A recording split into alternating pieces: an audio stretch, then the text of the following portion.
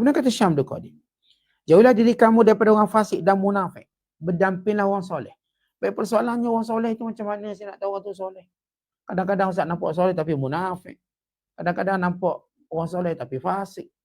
Maka kata Syekh Abdul Qadir, bangun malam, solat 2 rakaat dan doakan, ya Allah, tunjukkan aku akan golongan orang soleh dari hamba-Mu. Tunjukilah siapa yang boleh menunjukiku kepadamu dan siapa yang boleh memberi makanan dari makanan-Mu, kurniaan-Mu, minuman daripada minuman-Mu, yang akan mencelakkan mata hatiku dengan cahaya pendekatan padamu dan memberitahuku apa yang dilihatnya secara terang-terangan, bukan mendengar daripada kata orang lain. Tuan-tuan sekalian, ini doa yang diajar oleh Syekh Abdul Qadir. Tuan-tuan, kadang-kadang saya, bukan sekadar saya nak memilih orang soleh, saya nak pilih orang alim pun susah.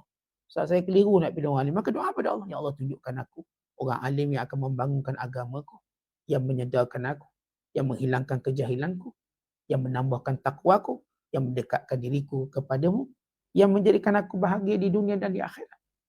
Ya Allah, tunjukkan aku orang alim yang ikhlas, yang boleh membimbingku, mendidikku, yang boleh membersihkan hatiku daripada segala sifat mazmumahku, yang boleh menghiasi hatiku dengan segala sifat mahmudahnya, yang membangunkan aku daripada kemalasan dan daripada kecuaian dan daripada kejahilan, yang mendekatkan aku kepadamu sehari demi sehari sehingga aku melihat wajahmu, ya Allah.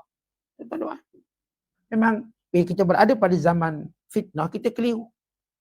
Tuan-tuan, orang beriman tidak pernah keliru selagi mana mereka berdoa pada Tuhannya, menyebut nama Tuhannya, mendampingi Tuhannya. Kerana Allah Ta'ala akan memberi petunjuk. Allah berfirman, wa man yu'min billah yahdi qalbah. Siapa yang benar-benar menjaga keimanannya pada Allah, Allah akan beri petunjuk. Allah tunjuk jalan. Walladzina jahadu fina lanahdiyannahum subulana. Orang-orang yang bersungguh pada kami, kami akan tunjuk jalan. Maka tuan-tuan jangan bimbang. Di zaman fitnah macam mana pun tuan-tuan sekalian, Allah akan bimbing kita. Maka doa pada Allah, baik tunjuk orang soleh. Dan tunjuklah kepada kita guru-guru yang mampu mendidik kita, yang benar-benar bersifat Rabbani.